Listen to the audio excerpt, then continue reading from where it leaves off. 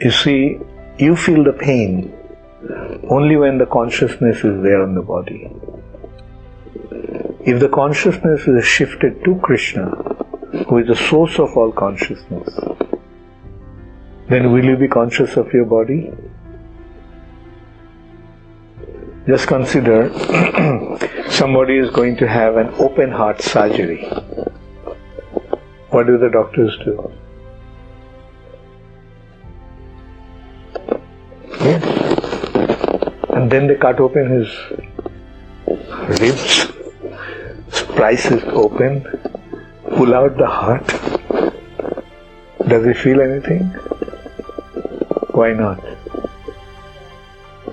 What does the anesthetic do?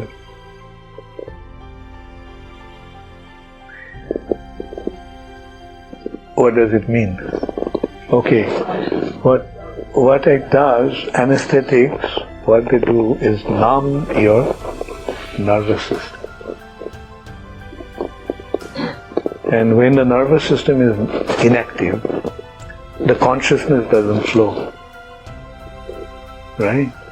Therefore, one doesn't experience what's happening in the body. So this is done artificially.